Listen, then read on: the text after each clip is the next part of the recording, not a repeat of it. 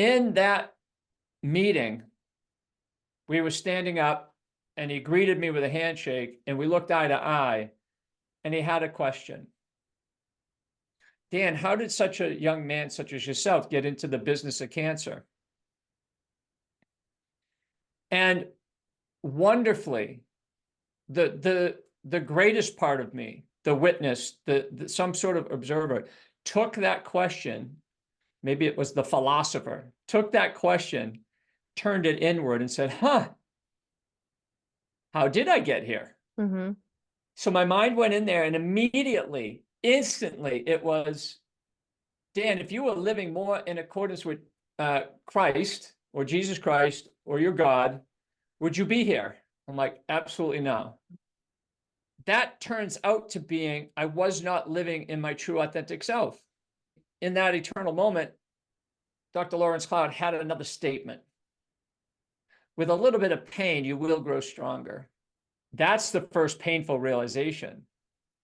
And that's when they say, well, that's part of the truth. And at first, that truth is going to piss you off and make you really angry. And you'll lash out at your God. You'll lash out at other people. So that was another part of this healing journey, was to really uncover, what is my truth? How will I know? And I had this aha moment, said, I need to learn how to self-love that self. Mm-hmm. That's the answer to all illnesses. It's the true authentic self.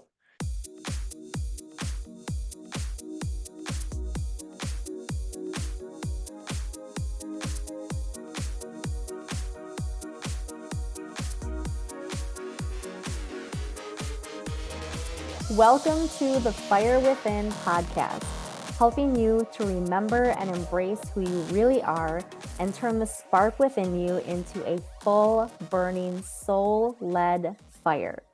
My name is Carrie Jokala. I am your host. I am a Reiki master teacher, a fitness instructor, a wife, a mom to 2 little boys, and this might be episode 225 if I get it posted in time. And it might also be, if you're watching this, you already know that it is. And if you're only listening to it, you won't even hear this part because I'm going to cut it out. This might be the first video podcast of The Fire Within. And I shouldn't be nervous, but I am. I do videos all the time. I love doing live videos in my Facebook group. I've gone live on Instagram. I make reels all the time. I'm not afraid to be on video. I've been a guest on video podcasts before, but to be the host of a video podcast, something feels different about that. So thank you for being here. I hope that, like I said, that you get something amazing out of this, lots of takeaways. This is also my first interview in quite a while. I've done lots of interviews, but there was a long stretch of just solo podcasts, which is fine, but I'm really happy to get back to interviews and bring in some other perspectives, other thoughts, other ways of saying maybe some of the same things that I have said, but now you're hearing it from somebody else, and maybe that's who you need to hear it from in order for you to finally get it, for it to resonate. So my guest today is Dan Hegerich.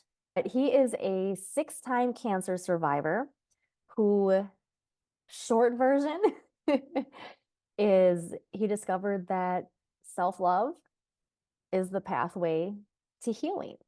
I believe very much in the importance of mind, body, and soul balance, that we need to be taking care of all of these areas. And I brought up in the interview one of the things that he said in our pre-interview, and I'm just looking at my notes, that he said the body has to be strong enough to handle energy. And we talk about that during this interview. I bring that up to him, but it just speaks to the importance of making sure that we are taking care of all areas of ourselves. And he'll talk too about a couple different pathways through the spirit, through the body, to heal the mind, to rid yourself of the blockages, the ailments, the things that are holding you back, the things that are making you feel out of alignment with your true self. It's a very deep conversation. It can be a little bit intense, but hopefully You'll feel, like he mentions, the enthusiasm, the energy behind all of it. And I hope you come away with some great takeaways. And of course, if you are feeling guided to work with Dan, his website will be in the show description, in the show notes. So make sure you connect with him if you are feeling led to. I really hope that you enjoy this conversation. If you do, if you get something out of it, please be sure to share it. Please also be sure to leave a positive rating and review, 5-star rating if you're listening to this somewhere that allows that type of rating as well. And just take what resonates. Take what you need right now. I won't talk anymore. I will let Dan take over and tell his story. Here we go. All right, so welcome to what I'm still gonna say maybe the first video podcast of The Fire Within. It's gonna be completely dependent on my video editing skills. We'll see what happens. But my first guest in quite some time, because it's been a while, it's been a lot of solo podcasts. So I'm excited to have a guest again. Dan, I don't want to say your last name wrong, so why don't you introduce yourself and tell us who you are, what you do, and we'll go from there. Well, I'm absolutely ecstatic to be here. You are bringing some enthusiasm, and that's rubbing off on me. Yay! And I feel enthusiastic today because I'm just having a good day. 4 days of a little bit of a heavy head, and we might get into it. But my name is Dan Hegerich, and I'm a 6-time cancer survivor and a heroic performance life coach. And really what I'm doing is just trying to help people become healthier, wealthier, and more loving today than they were yesterday, and through the empowerment process. So I'm not going to be overly prescriptive.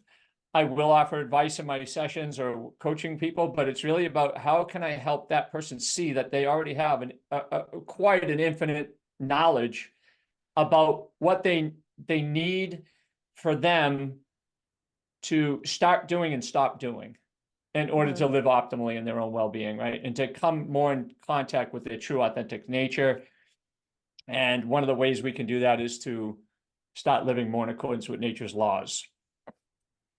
I just wanted to jump in with your story because what obviously caught my attention first was the 6-time cancer survivor. So would you want to just start at the beginning and get We us could from do there that to as a here? chronology, but I actually want to begin where I am Oh now, yeah, and absolutely. then we'll back it in, because a lot of people go, a lot of people have said, why do you use that after your name as like your acronym or what? Because in our intellectual world, we obviously need some credibility of where am I coming from. So if I was a heroic performance life coach and that's it, and then give you, Bachelor of Science degree, great. But it's a way to make a connection that I lived through essentially a living hell. Mm-hmm. And in that living hell, I learned something about myself and about life and about love that you cannot learn through academic. In other words, the greatest lessons I've ever gotten was through that experience. The most empowerment I got and received was through that process of transformation and rising and transcending, rising above and transcending that experience.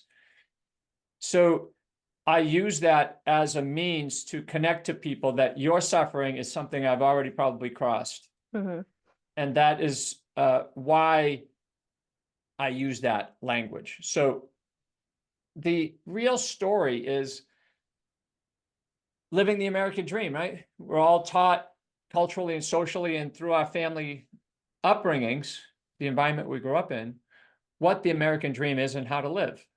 Mm-hmm. And as a young kid, an infant, a toddler, etc., we don't question it. We just fall in alignment. Right. Like good little soldiers. And we do that so that we can get our needs met, because we can't be the bad boy or the bad girl, because then we won't really get our needs met, our attention, our affection, our emotional needs met, et cetera, et cetera. So what happens is that following that script, so to speak, and that programming, we actually lose, or we actually will suffer loss of our true authentic self for survival needs to be met.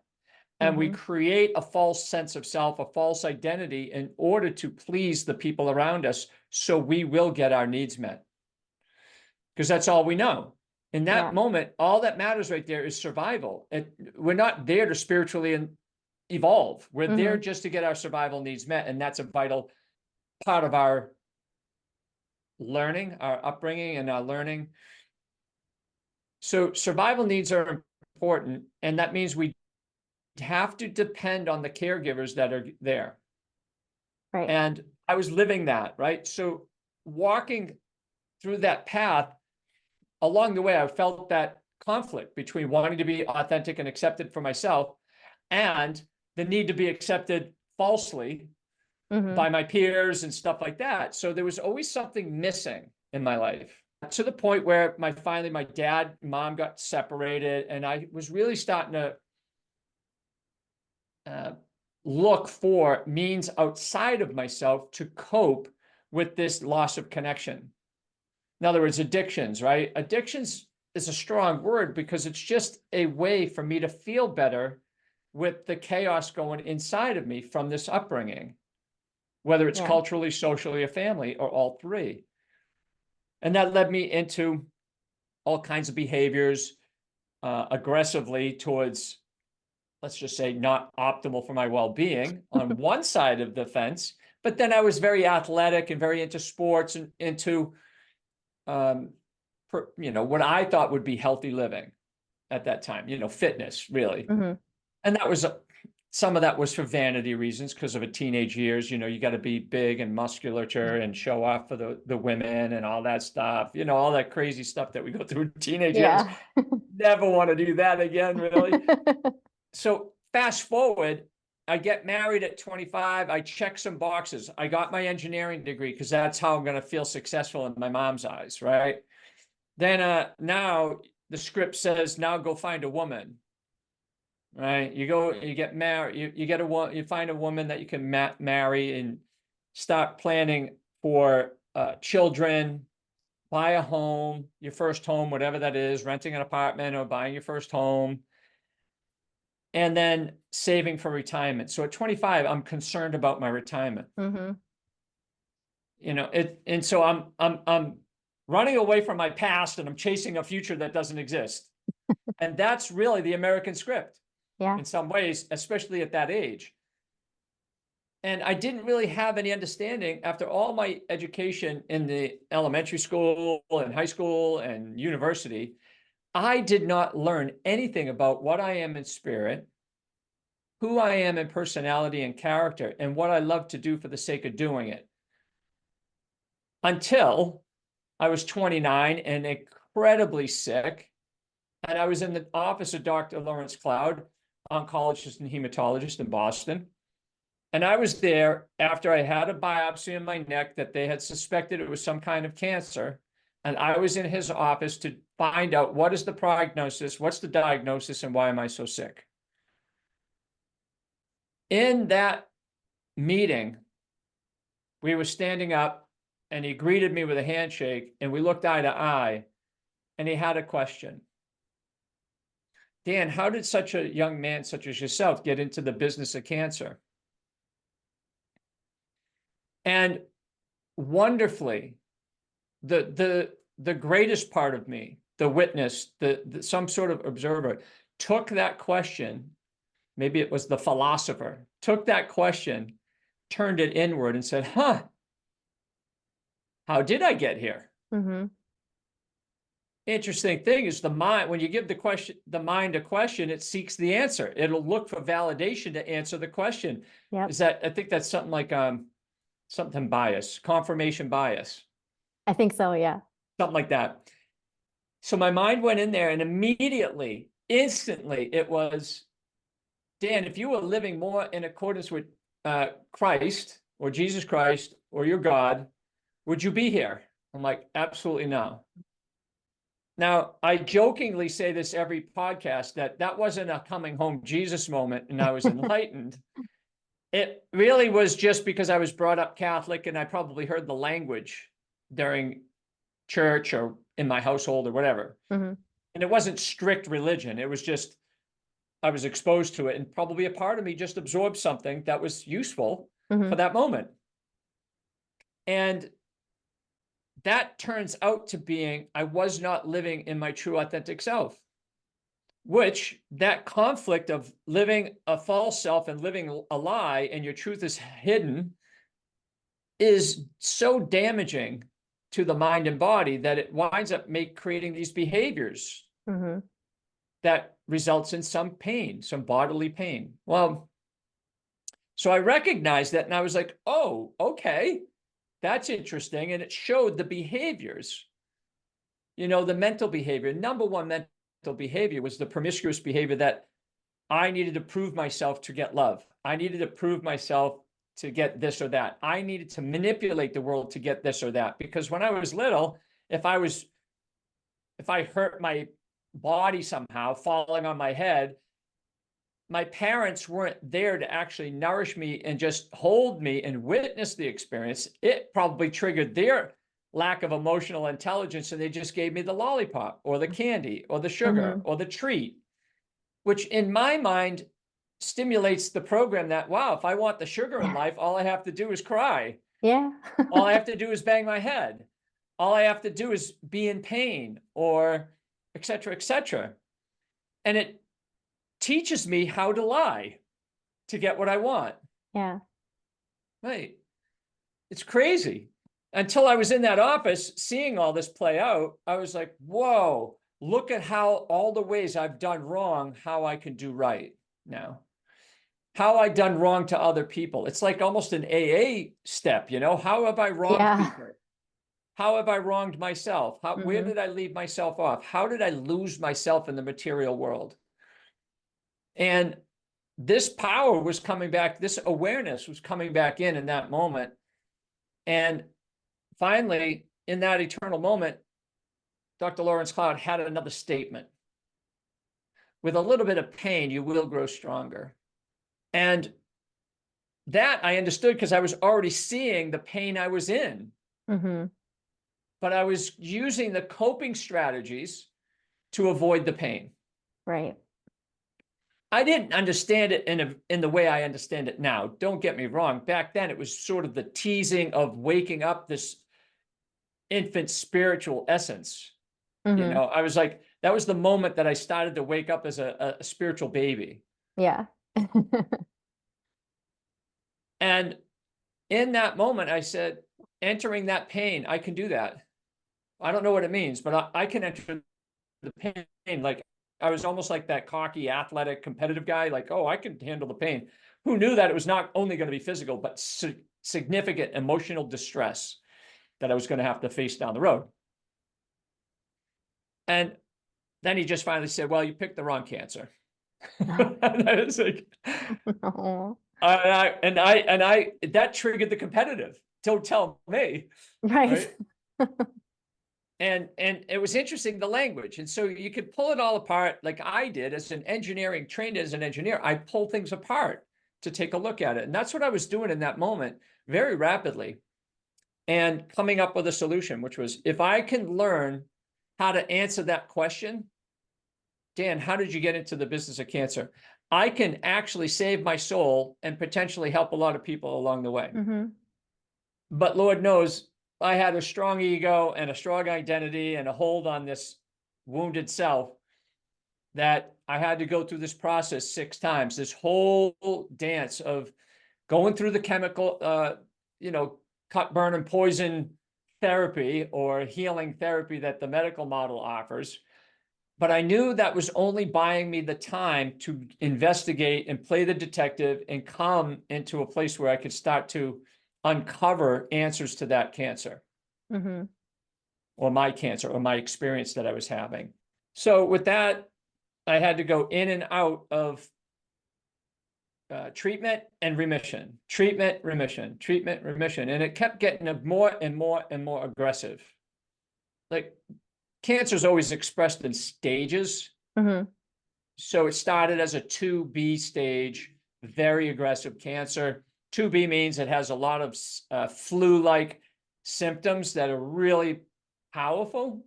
So it's not your average flu. Your temperature might go to 104, 105, and it doesn't break. It just stays there, lingering, the muscle aches, etc.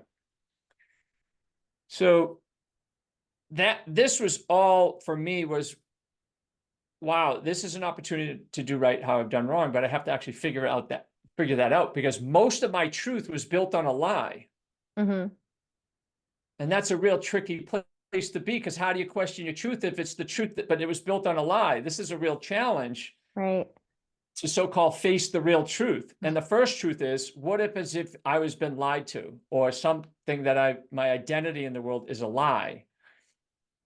That's the first painful realization. And that's when they say, well, that's part of the truth. And at first that truth is going to piss you off and make you really angry, and you'll lash out at your God, you'll lash out at other people. So that was another part of this healing journey, was to really uncover, what is my truth? How will I know? And for those that are listening, I'll give you a quick little nugget. The way you'll know is you won't have the question. Mm. The questioning will go away. So if you're constantly saying, who am I? What's my truth? That question goes away. So if you still have the question, then you still have room to grow. That's interesting. I never thought of it that way, but that makes sense. Yeah. Right.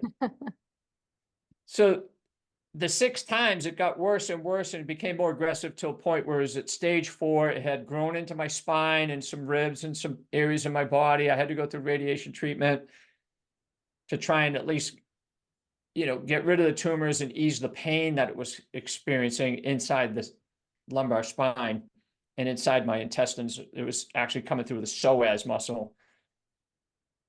And at some point, I had finally landed into this understanding that nutrition at the time was diet and exercise was what I had to get serious with.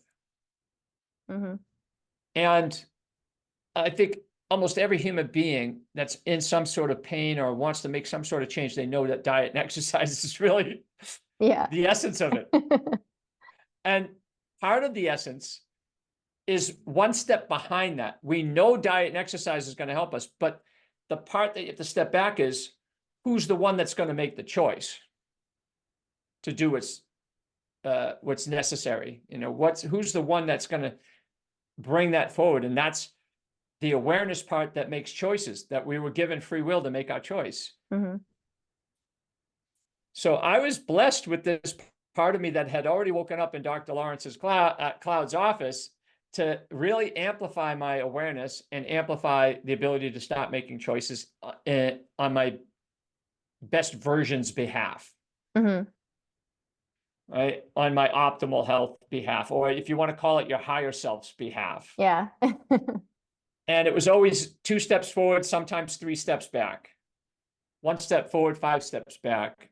2 steps forward, 1 step back. So there wasn't a linear progression in terms of how to heal and how to answer that question. Dan, how did you get into the business of cancer? Mm-hmm.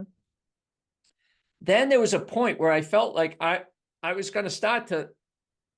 starting to get into my true self, which was this diet and exercise, which is really what I was about when I was growing up. I loved athleticism. I loved exercising. I loved team sports and playing in a team. And I loved good food. It's just that I didn't realize the food I was eating wasn't optimal. Yeah. So I like to use the analogy, if, Tiger Woods had his tools, he had his golf kit, right? So when he was a kid, he was using a plastic ball and a plastic golf club. But as he got better, his tools got better. In my line of work as a natural health and healing coach, my tools are exercise and diet or food, and my tools got better. Yeah. Food is one of those tools. So it was maybe plastic food in the beginning, processed food, whatever, and then it starts to move in accordance with nature's laws. How would I eat in accordance with nature? So my food choices started to lean into that process, like his equipment would get better. Yeah. Right. And that's what was happening. And I started to lean into studying and going for professional studying. And it was about 2 years. I was in my longest remission, and my wife decided to leave for another man. Oh. And it was almost like she said, this seems like a good time to leave you because you're stable, or I don't know. I'm putting words into her mouth. And I'm not angry at it anymore, but in that moment, it was really hard, really victimized by that experience. And it showed me how unhappy I was internally for her choices. And again, that's something we were never taught in our American script, American dream script, is how do we deal with these life experiences that can be perceived and experienced as painful. How do we perceive this?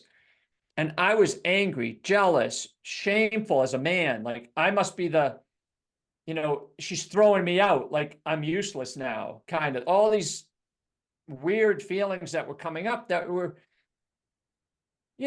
part of my human conditioning. But then I sat and I actually asked myself another question similar to what I received from my oncologist. Why are you suffering for her choice? Why are you doing that? And I took that question seriously, and it went to answer the question. And the thing that came up is like, well, she was my happiness, and there she goes. So when she left, I felt like my happiness left. But interestingly enough, it left me with my unhappiness that was masked. Right. So how could this relationship really work if I was unhappy for who I am? That means I put a lot of pressure unconsciously and consciously on her to be responsible for my happiness and my unhappiness. No wonder why it wasn't working. Right. And I had an aha moment. It softened the blow, even though that whole experience triggered a mental bipolar episode, which I was vulnerable to. And all I said was, well, hell, how do I be joyful for who I am and what I am? What does it all mean? What does happiness mean? What does joy mean? And I learned that happiness is great, but there's a vulnerability that there's something you think can make you happy can also make you unhappy. So if you get something and someone takes it away, oh, okay, now I'm in the plane of duality with happiness and unhappiness. But I said joy is different because joy is not polarized. No one can give it to you and no one can take it away.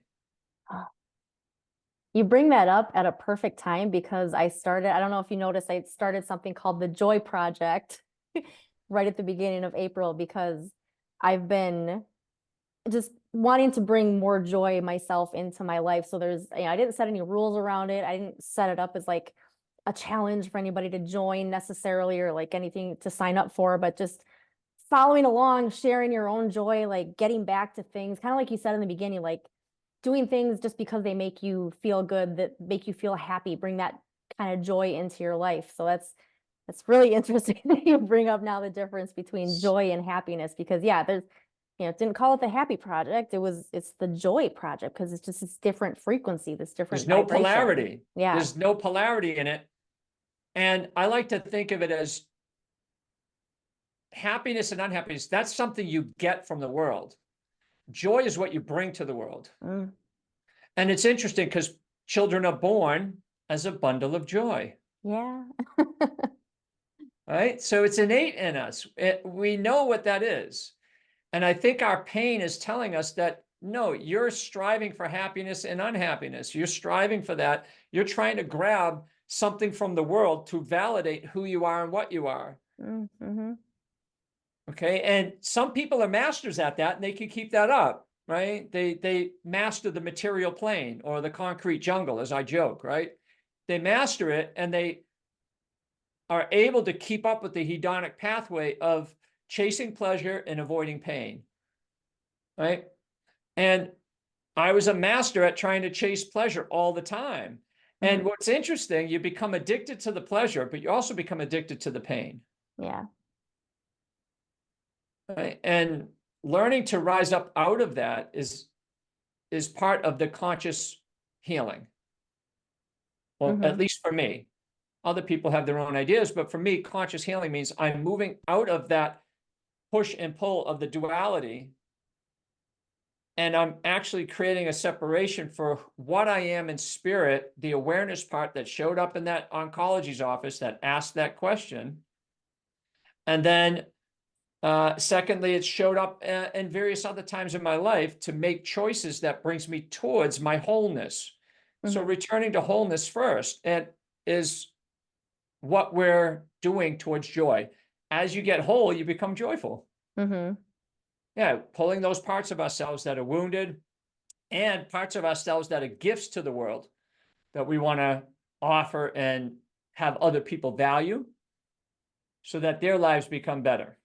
So when my wife left, that was, I was under psychiatric care and I was in this turbulent place because I was in the space of like, who do I share this stuff with? Yeah. Like I'm certainly my family and friends that I had a social structure around would think I was crazy, and because I was. So my social structure wasn't really directly supportive overly, right? They were indirectly by saying, just follow what you need to do, just go do what you need to do, go see a therapist. Some would probably say, have a beer, have some pot, smoke some pot, you'll be fine, which is certainly counterproductive. And the psychiatrist or the social workers I was working with were just trying to get my nervous system to calm down with this post-traumatic stress that was really running rampant through the nervous system, which just means that I was experiencing life stressors that I didn't have any life skills to match. Yeah. Which is what I said before, the public education and the universities and all that did not give me real life education. Right. And that this experience was waking me up to really mature as a human being on the path of consciously evolving. So I knew that diet and exercise was playing a role, and I knew I had to shift it even more. And by the time the spring came, I was in this real strong polarization between the burning desire to live fully in my true authentic self, and that fire of the false self clashing, like good habit, bad habit. It's kind of like button heads. Yeah. And it was really a dark, dark place to be in one regards, from the part of me that wants to pull me down and the part of me that wants to lift me up. That led me to suicide thoughts. Now, that could have been the bipolar amplified by some of the psychiatric medications, because that does happen to a lot of people, that it actually creates more suicidal tendencies and thoughts, to the point where one morning I walked into a gun club. Well, let me take it back. I was thinking about suicide, so I figured out if I had to do it, I'm going to go get a gun. So how do I get a gun? Go to the local gun club and take safety lessons. Now I have access to a gun and use my charismatic intellect to fool them. Right. And I did that perfectly. And then one morning I had walked in there and I said, I'm going to check out a gun, go in there. And it was a perfect timing because there was nobody in there. There was literally no one in there. Just the guy at the store clerk or the guy sort of managing it, but nobody was in the gun range. So I was there with the gun. And in that moment, I was having this really fearful but loving argument. It was kind of a weird situation where it was, you ain't going to kill yourself. You're too much of a coward. And then that little other part of me is like, well, I'll show you. Who are you to tell me I'm not courageous? And this, in the language, is a lot more profanic than I'm giving you here, but it went back and forth for about 4 or 5 minutes, solid minutes, of this arguing and tension building. Then this witness came in and said, look, at the two of you arguing here. Why don't you guys stop? And Dan, why don't you take a shot at the target?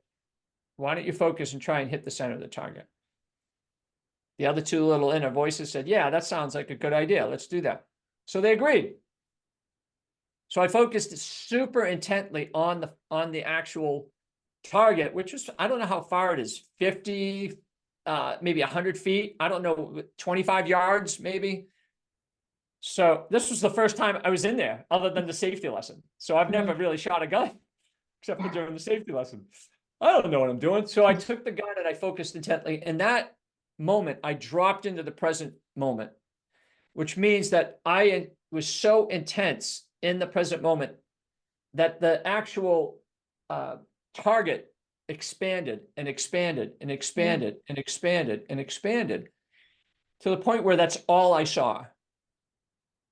I didn't even see my hands. I didn't see the gun. I didn't see anything. And I was aiming and I shot all the ammo into the target.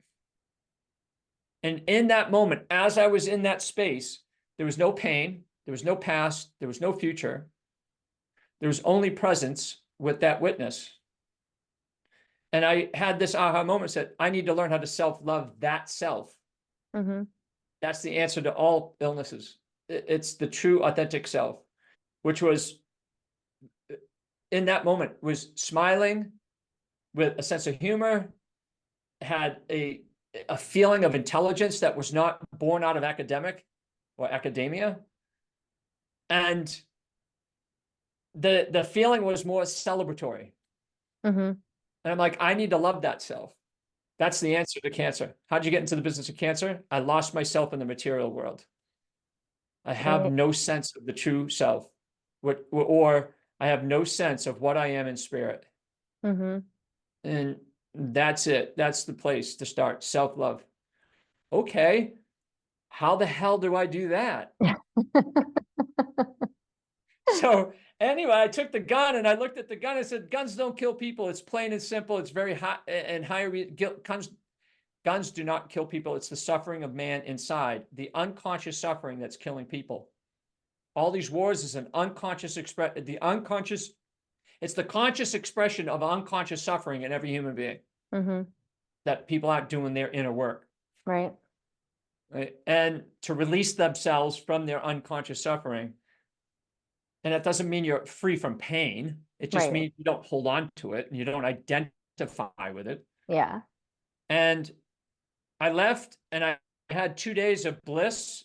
And then I came crashing down into, Kansas, if I use the Wizard of Oz's and Dorothy's experience when she had her little epiphany and she comes back to Kansas and everyone's like, don't worry, you just bumped your head, sweetheart. I'm like, who am I going to talk to? I'm under psychiatric care. Who do I talk to? And I had a real painful experience coming back into that with feeling the loneliness and the lack of support of that experience in the gun club, that I went psychotic and I had to check myself into the, I had to check myself into the psychiatric ward to get stable. And I walked in there on my own accord, again, being guided by my higher self, the wise self. I go in, I need to learn how to self-love myself back to well-being.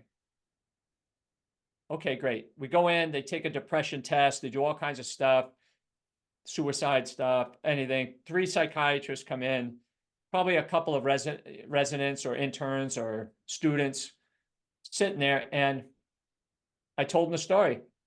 And then they're like, oh, well, have you heard voices in the past? I said, yeah, once I did. No, twice, actually. And then, well, Dan, that's your mental illness talking. So we all have to get your medications up right. And I fell into what I called societal rejection because they didn't hear the true self.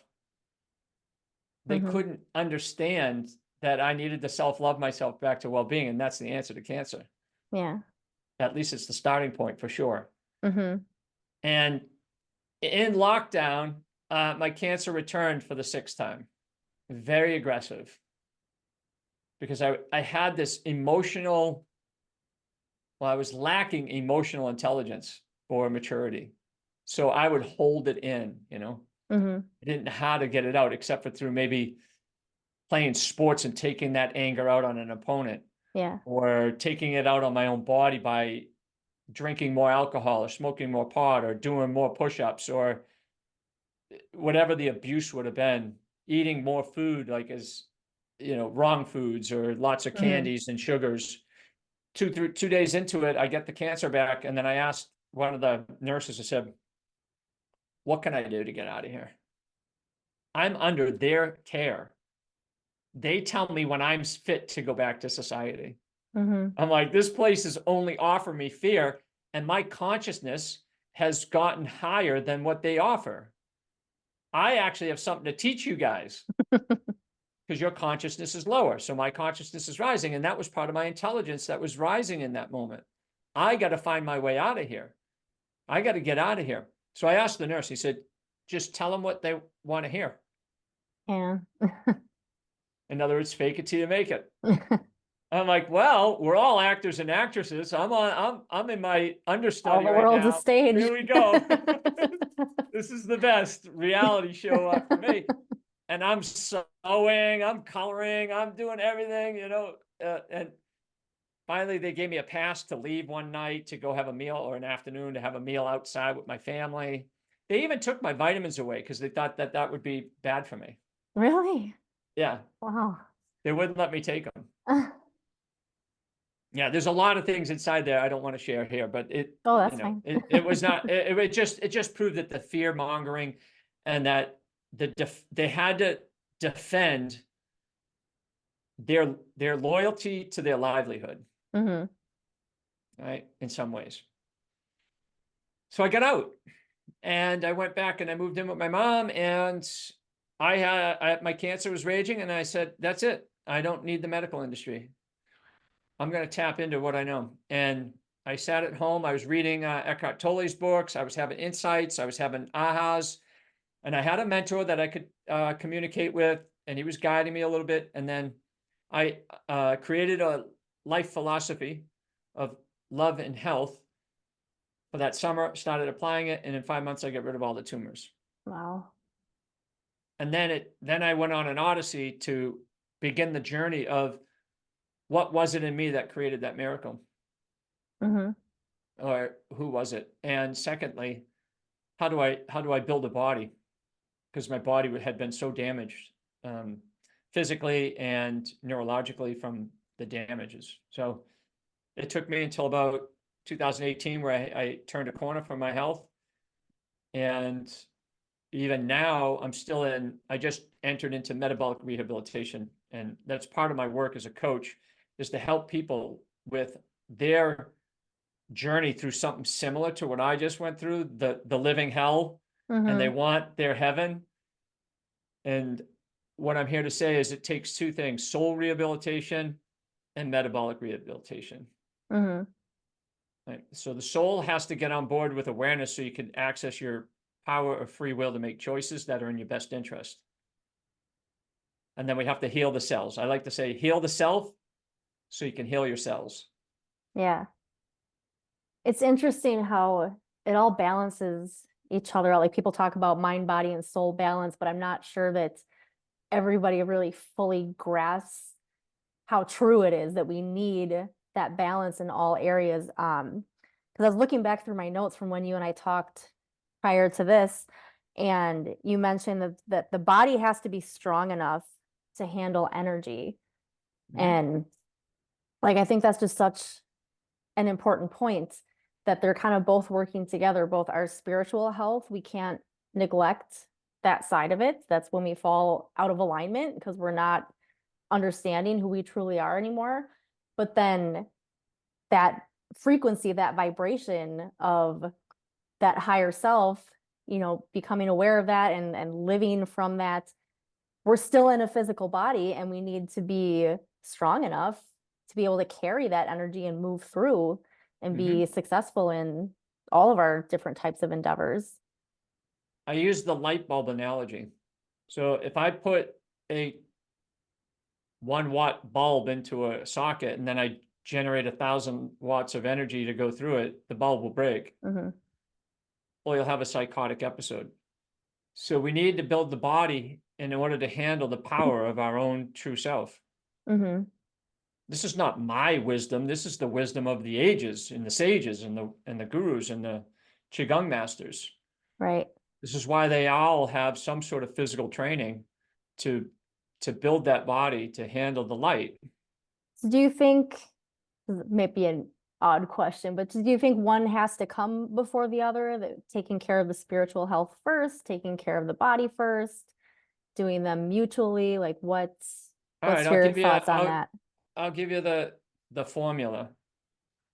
Spirit through the mind can heal the body, and people have proven that by changing their perception, by changing a belief, by honoring a strong emotion that they've had suppressed and they release it, or repressed emotion that they release, the body responds, right? Mm-hmm.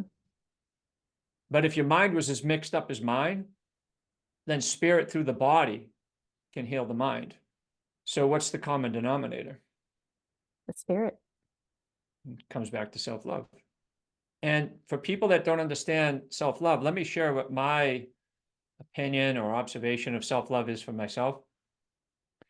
It's having, I don't know, the courage or the foresight to love who you want to become. And that the future self is worth the effort.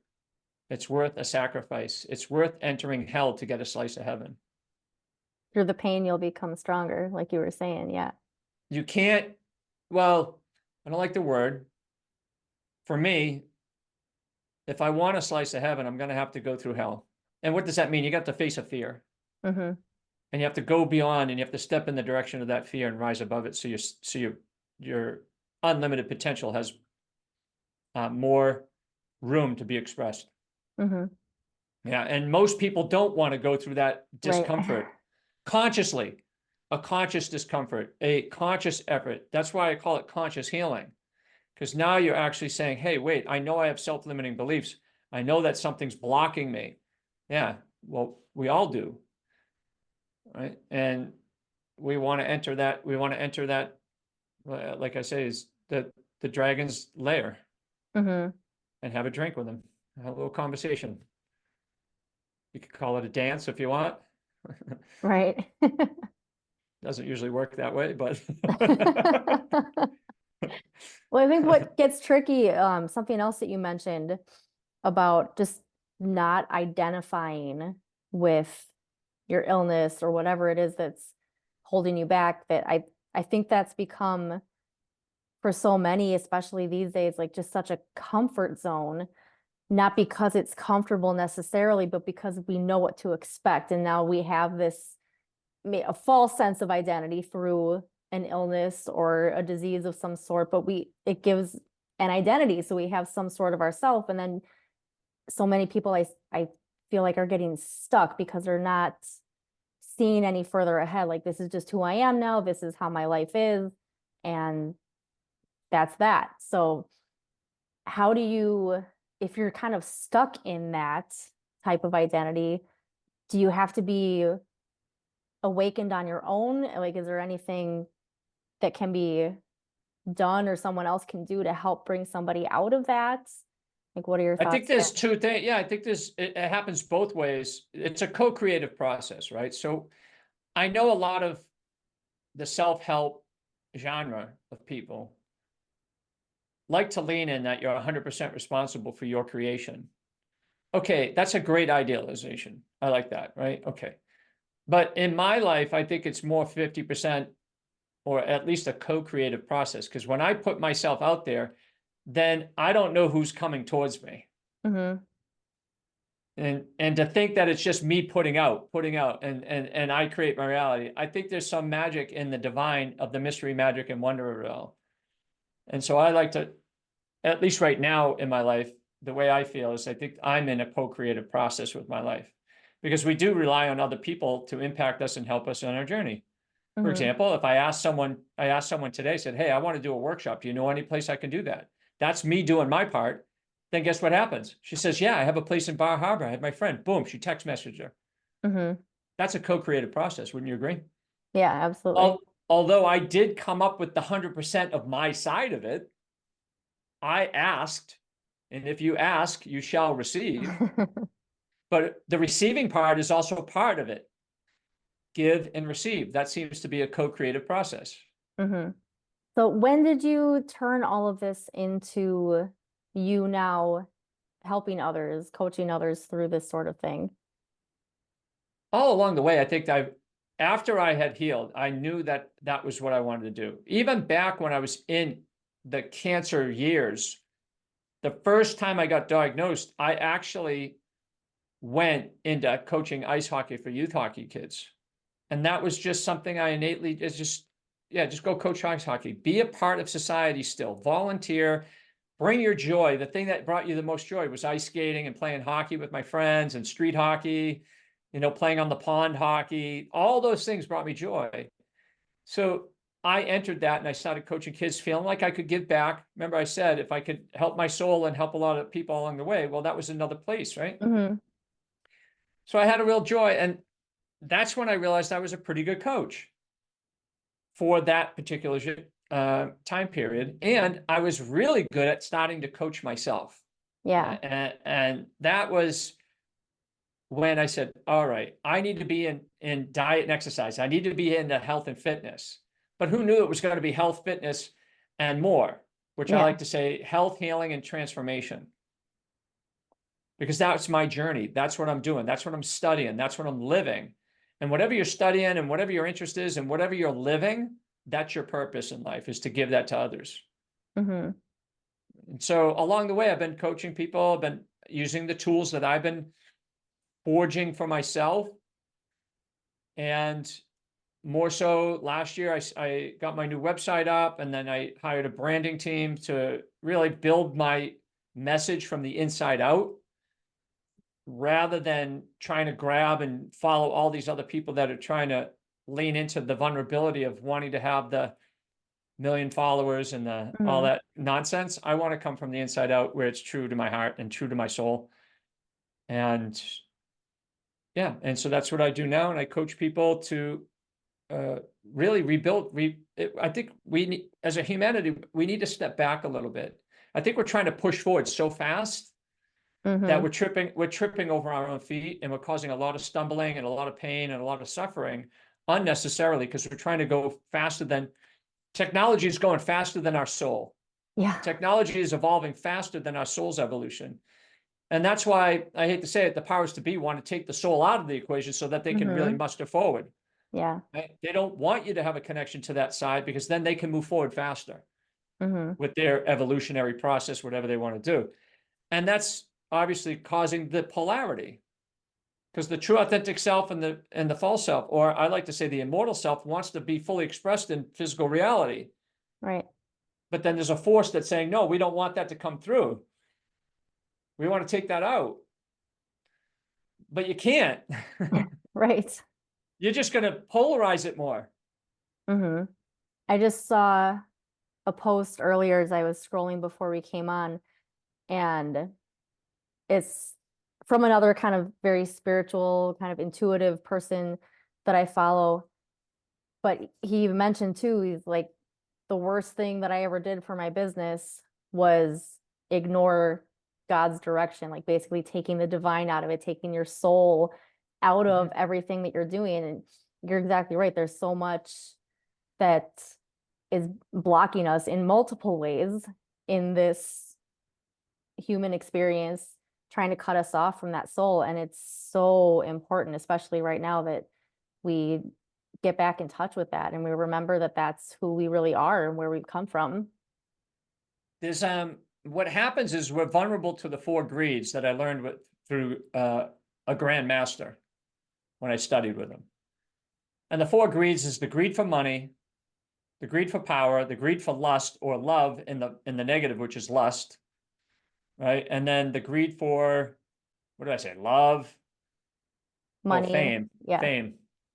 So those four, and that's what is out there in the internet right now, is marketing to that greed. So we're vulnerable to that if we don't remain connected to our own true self and our soul to avoid that pitfall. Right? And that's what's the danger of technology, is because it can really feed on human vulnerability very easily. Mm-hmm. It can be very predatorial, Yeah. right? In fact, that's what it is, essentially, the social media and all that. I mean, they're Yeah. really predatorial at the highest level. And then we being vulnerable and not attached to our true self or not connected to our true self, we're even more vulnerable. Mm-hmm.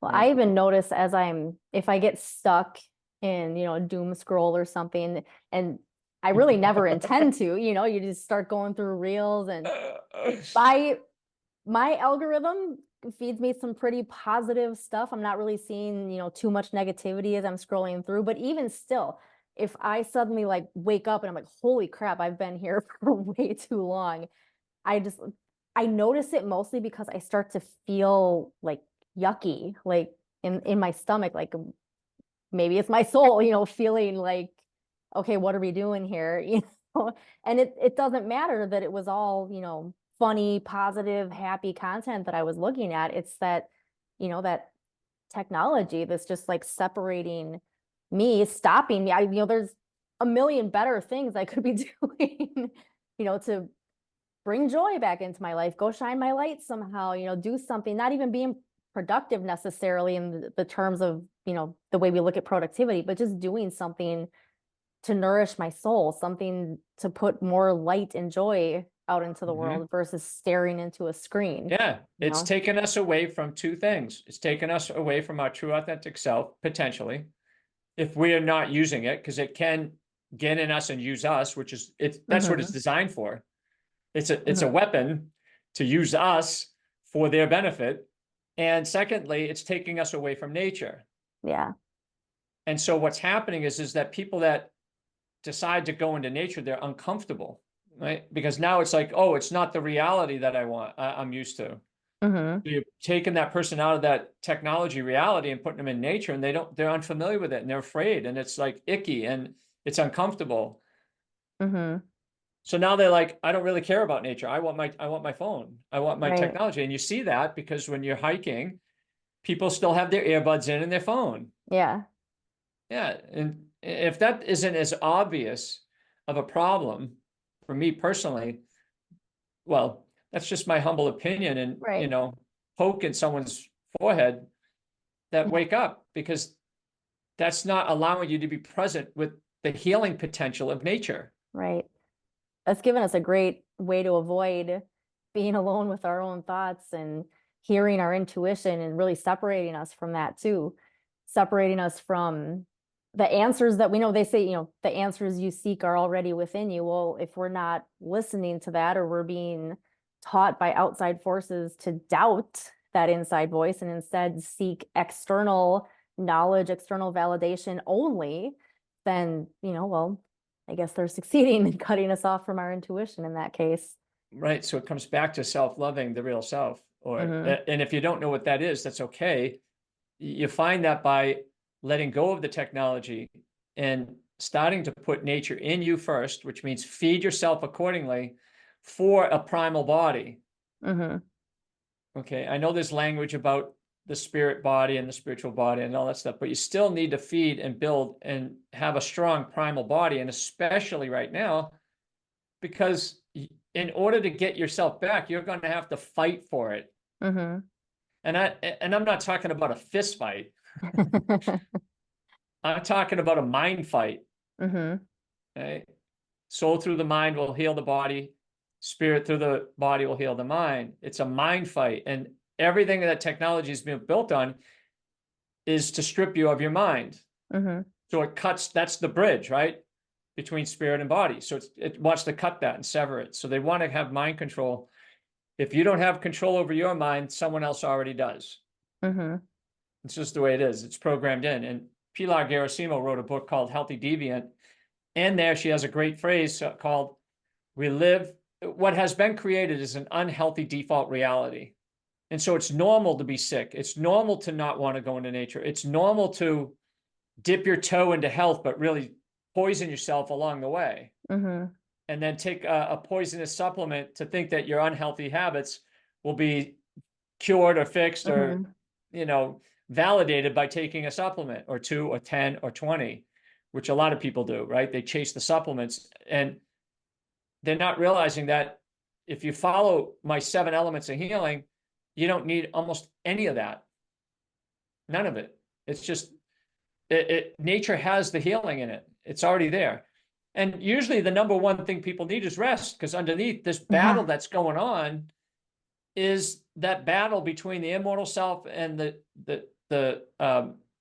mortal self, or you could call it the hero versus the villain or the angel versus the devil. That battle is exhausting, Hmm. as well as the way society is set up to enslave us and drain us of all our life force. So we can't come home and connect. Hmm. So what do we do after a long day? We disconnect even more. Right. Drinking. Oh my God, I had such a hard day. I'm going to have pizza and beer. Oh, and I'm going to watch TV all day, or all night, or play video Mm-hmm. games. Anything else to just keep the separation going.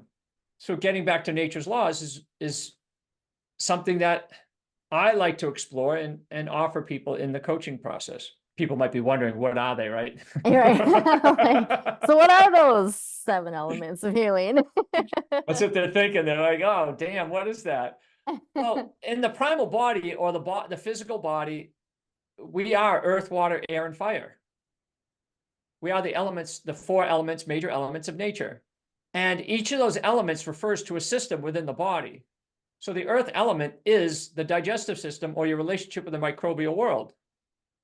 The microbes are the boss. And so when you are using your 99% germ-free, killing this, killing that, washing this and killing it, all that, you are obviously at war with yourself, internally and externally. So you've lost a connection to the earth element. And if you look at it at large, look at the earth and the way they're treating the soil and pesticides and contaminating rivers. We have lost our connection internally, so therefore externally. We don't respect our own digestive system, so we don't respect the earth's digestive system. The other part of the earth element is our neuromusculoskeletal system. In other words, the structure of the body and how it moves, right? And that is the minerals. So the earth element is our mineral balance within the system, not only within the structure of the body, but also the next element, which is the earth element. I mean, the water element. How many people would agree that we have water and fluids in our body? Yeah. And it's related to the circulatory system. And the circulatory system is not just the blood system, which people would be, oh, blood. No, it's lymphatic. It's your sexual fluids. It's your cerebral spinal fluids.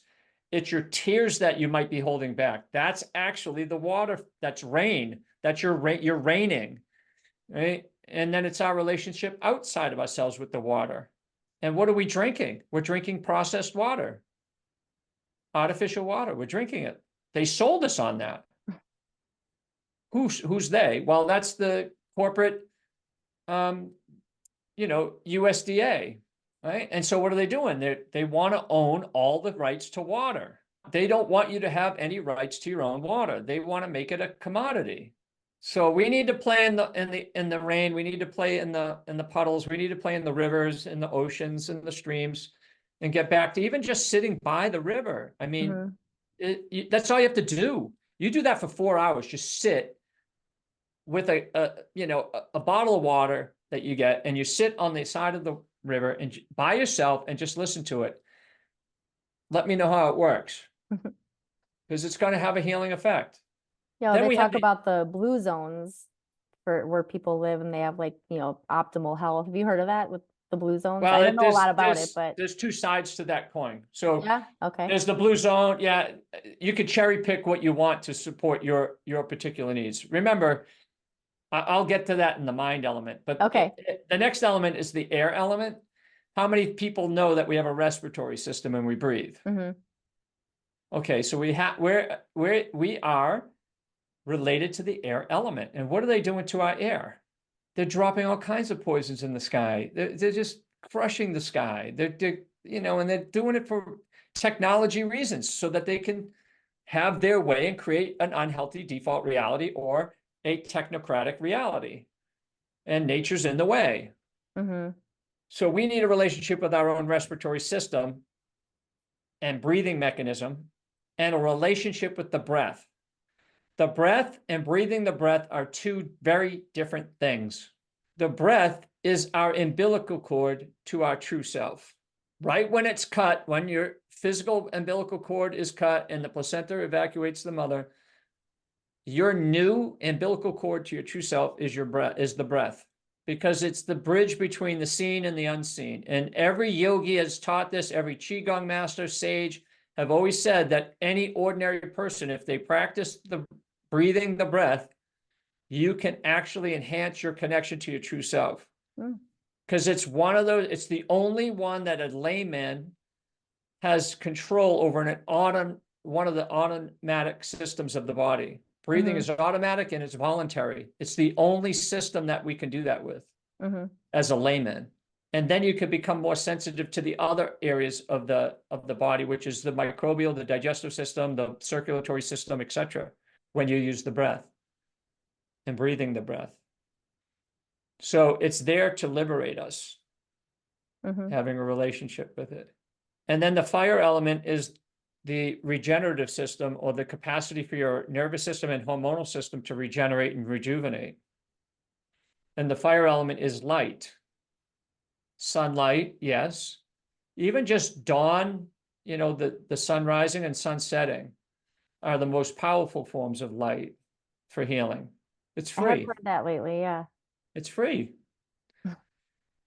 But the thing you have to understand is that this artificial light is a problem. So even in the earth, water, air, and fire, we've been duped into artificial sweeteners, artificial flavors, artificial fragrances, artificial light, and now artificial intelligence and artificial connection.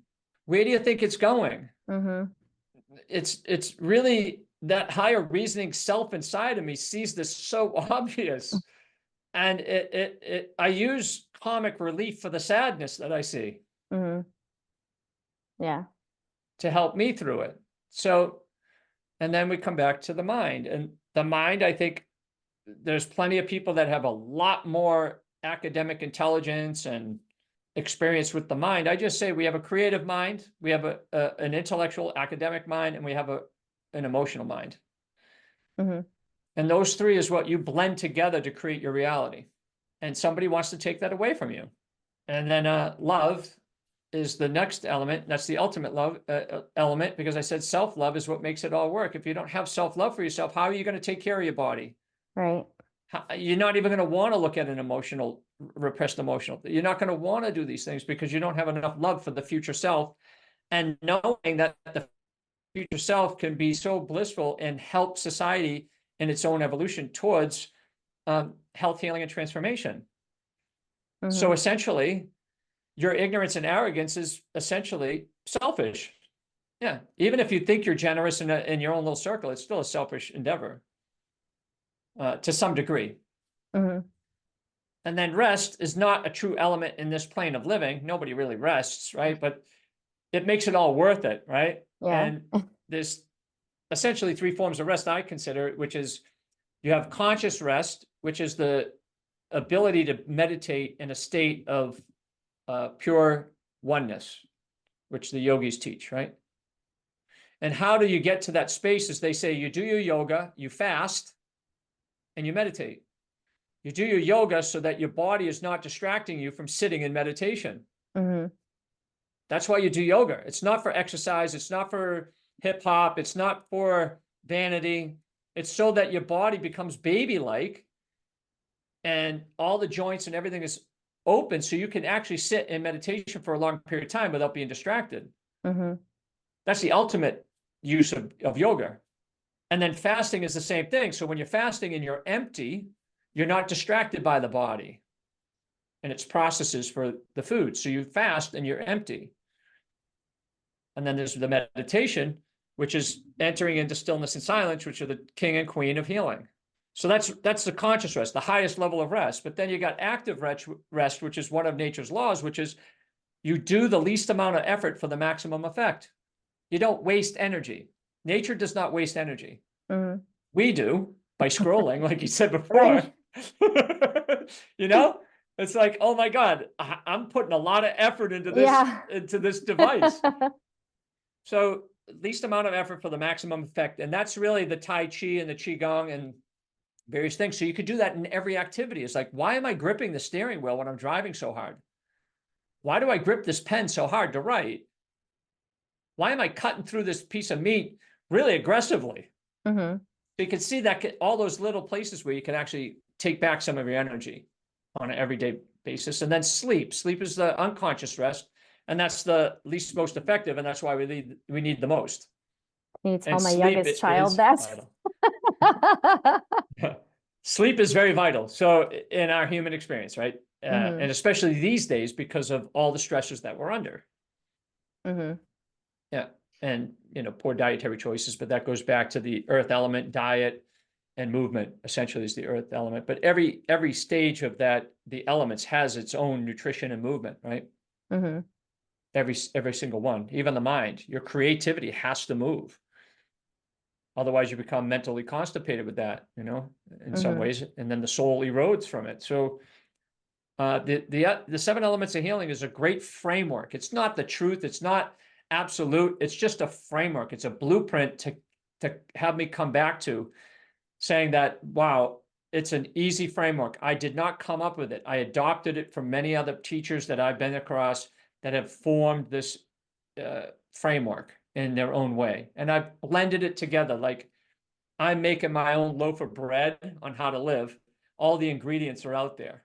Mm-hmm. So you go and take your ingredients and you bring it together and you formulate your own loaf of bread on how to live. That makes sense? I didn't Yeah. create the ingredients. Mm-hmm. I'll just give that up to the creator, right? The creator gave us all the ingredients to create a framework for us to live by and modify and adapt it as we move along. Mm-hmm. But I like to coach. And lastly, my coaching is just about concepts. I'm not here to teach you how to live your life as much, I could be vulnerable to that, and I could influence that in some way. So I have to be very mindful egoically to Yeah. not want to create a piece of me through you. What I want to do is give you the concepts, the conceptual framework for you to follow and be the artist of your own life, even if you want to create pain in your life. And that's something people don't understand. I want to give you the concepts, but you can use concepts to create pain in your life and the pain Mm-hmm. in others. You can do that. And I have to offer you the freedom to do that if I want freedom for myself. Mm-hmm. It's not something I would agree with, Right. but it's something I have to honor because we all have freedom to follow our lives. Now, if you threaten someone's life, I can step in, and if you threaten your own life, I can question it. And if you interfere with other people's freedom, that's obviously something to question and protect and preserve.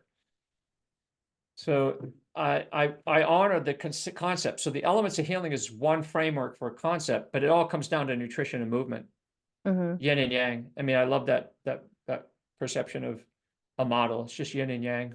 Yeah. Are you nourished? And if you're nourished, you move across the plane of life in a certain way. If you're malnourished, you're going to move in a certain way that's actually malnourishing, and you're in a cycle of self-hatred, self-destruction. So we want to get on that regenerative pathway, that evolving, that optimal health, healing, and transformation pathway, which is know how to nourish yourself. Remember SELF, nourish yourself, and how to nourish yourselves. Mm-hmm. Then how do I move myself? And how do I move my physical body in such a way that it's nourishing for me as I am right now? Yeah.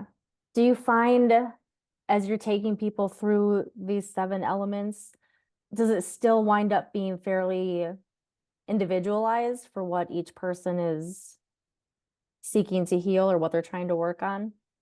Yeah, a coaching session has no agenda. It's about dialogue. It's about what is really active and alive in that person at that moment, because that's what you can work with. You have to work with things that are alive and present, Mm-hmm. and see where that fits into the elements of healing, or just or just the yin yang nourishment and movement, and fit it Mm-hmm. into that. And then we have to work together to bring awareness to your choices, and humbly and somewhat playfully rub that up against our restraints. I mean, we have these constraints of our own reality that we've created, and we have to, I like to say, we have to find our exit strategy from our living hell. We've created our own so-called emotional prison, right? Yeah. We've created this and maybe co-created it, and we were duped. And now we're finding ourselves sort of in this prison, and we want to start to create our own little escape plan from it, only to find out pretty much at large it's one big global prison in Mm-hmm. some ways. But I grew up in the era of Hogan's Heroes, and so I like that comedy show back in the 70s and early 80s. And they were trapped behind World War II, I think. So it was earlier, something like that. And they were just making lighthearted fun Mm-hmm. about their escape plans and how they were trying to just make it fun. Same with MASH.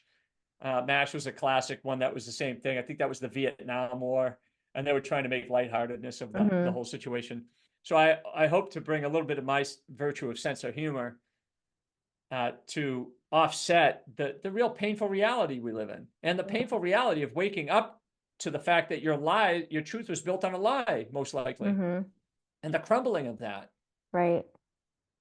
And I have clients that they're in it. They're in the crumbling. I just did a podcast with a woman. She was on my podcast, in fact. Do the Cure is my podcast, and she was basically calling it a quantum crumble. Oh, I just thought that was perfect for sometimes when I feel yeah. the the wall coming down, Pink Floyd song, Let the Wall Come Down. And the quantum crumble is really classic in terms of how it can feel, Mm-hmm. even though it's not real. Right. I actually take that back. It's real for the person, but it's not the absolute truth. Mm-hmm. Right. And so whatever you're feeling, all your emotions are real for you in the moment, but that's not the truth. It's not absolute truth. And how do I know that? Feelings come and go, Right. but the truth remains the same. I think it all goes back to, like you keep saying, the self-love, the joy, getting back to that vibration, that frequency, almost like an override in a way. Like that's the thing that like overrides all of this crumbling, any shakiness, worry, fear. Like that's how we transcend all of that, so we can kind of be, like you were saying, the observer, watching and not feeling so stressed out and in the thick of it, if that makes sense. Yeah. I mean, we have our life skills training that you can actually start to do that. It's not something we're making up. We're just trying to bring it more to the forefront of a person's consciousness. The Mm-hmm. Stoics, I study Stoicism, and Stoics had their own technique, their techniques, right? I mean, one of them is just when you feel fear, enter the fear. And you practice your philosophy so that life becomes easier. So training is hard, so life is easier. But most people want life to be easy, and it becomes harder and harder and harder. And Yeah. that's the unhealthy default reality. I don't want to do the hard things. I just want life to be easy. But unfortunately, that's not the way this plane of living works. Yeah. If you want your life to be easy, easy, easy, at some point it becomes more joyful and more comfortable in some regards. But it's not without pain and suffering, not suffering, but pain and discomfort if you want to keep growing more into wholeness and your true authentic self. Mm-hmm. Growth only comes to us when we enter into discomfort. By definition, discomfort is not comfortable. It's not easy. So we've gotten this way where technology is saying we're going to make everything convenient and easy. And that's playing on our vulnerability. Mm-hmm. It's playing on our lazy animal. And now we're seeing how hard it is on people. Right. So the Stoics would say you need to enter and do the hard things so your life will become easier and expansive. Because when your life is easy, it becomes very closed down and contracted. You can't do as much, really, especially in the beginning. So how healthy you are creates more expansion. How wealthy you are, and wealth is how creative are you? How much can you bring your true creativity into the world that it improves the quality of someone else's life? That's your wealth. Mm-hmm. Money is just an exchange of wealth, of your creative endeavors. So everything is coming from the imagination and creativity to improve the quality of someone else's life. Whether it starts with your own first, and then your family, and then your community, and you expand it. And then that can bring financial independence or freedom, right? And then, of course, love. If you're being love in the world rather than having a neediness to be loved, then you are living in a state of freedom. You're not Mm-hmm. touched by the world. You're not seeking to get so much. You're looking, how can I apply myself into this world? Whether it's just in the mirror, how can I make my life better? How can I love myself just a little bit more today so that I can Mm-hmm. actually have the energy to work or provide a valuable service to somebody else in the conscious evolution, or helping the conscious evolution of humanity. So health is freedom, your wealth is freedom, and certainly love is freedom. And it's all played out by the freedom of choice. Mm-hmm.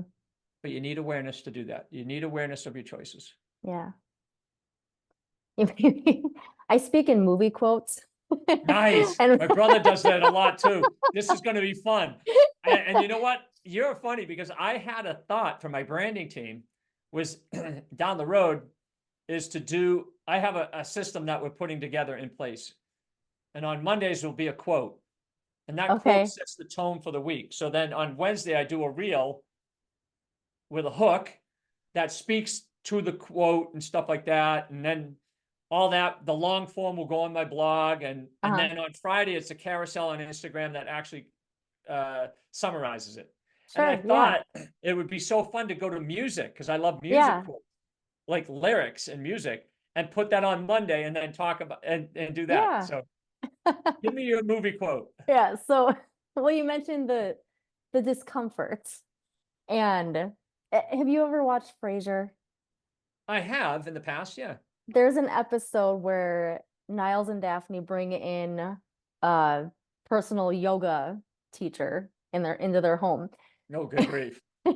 He mentions that you don't want to feel pain. He's like, if you feel yourself moving into pain, bring yourself back to discomfort. You should never feel pain, only discomfort. And there's truth to that. Now, here's why. Because if you go, there's in herbalism, there's a daily dose, a therapeutic dose, and an overdose, and there's a fine line. Pain is an overdose. Some people will argue that. I know there's some, elite athletes, and there are people that love the pain, right? But there is an overdose.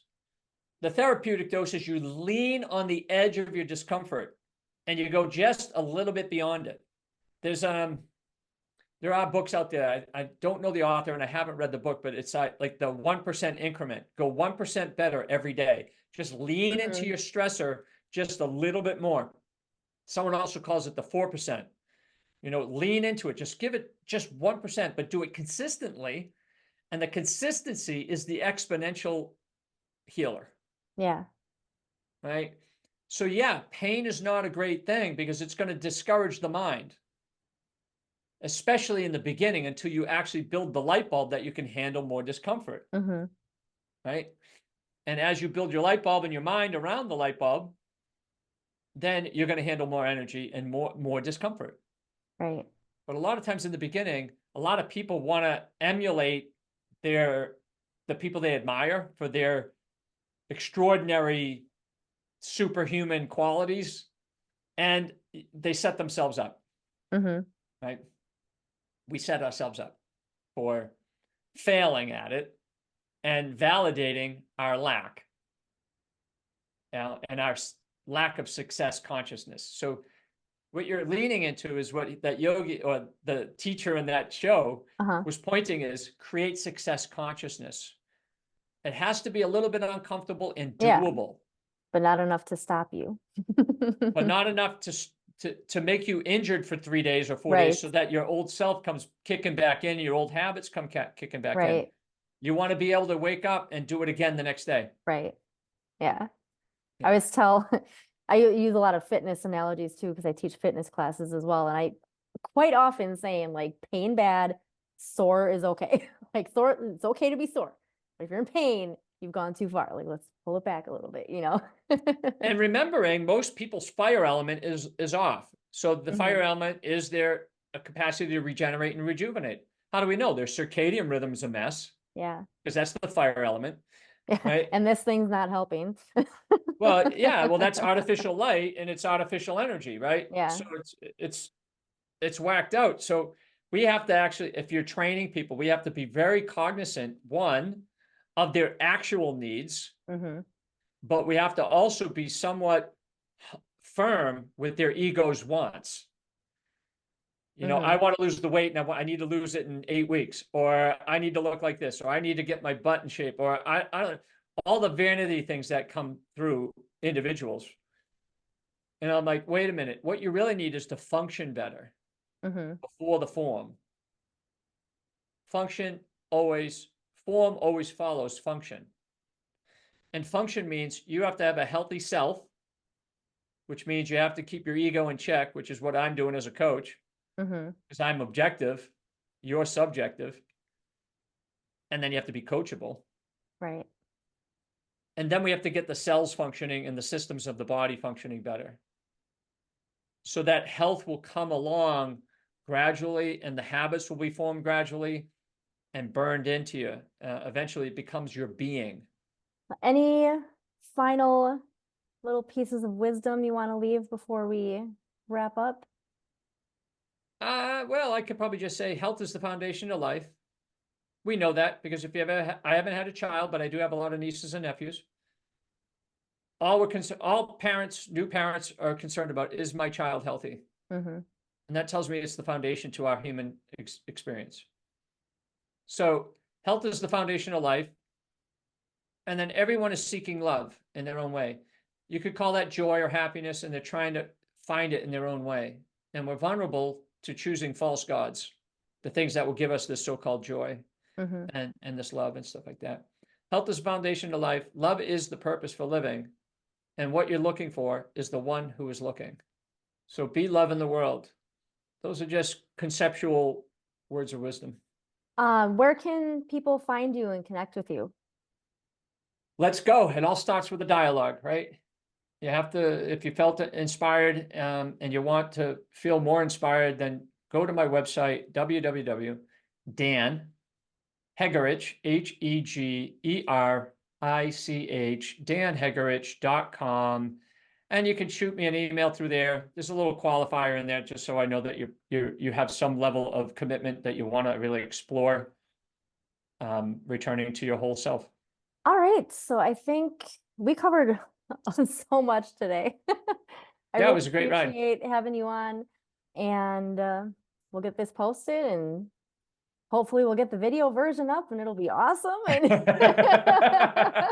Great. Just send me a few links and Yeah. I'll promote it as well. And thank you so much for your, like I said, it was, we were both enthusiastic at the beginning.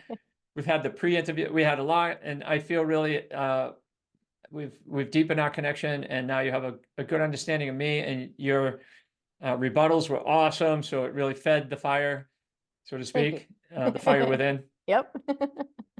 And many blessings. And Yeah. we could check in down the road.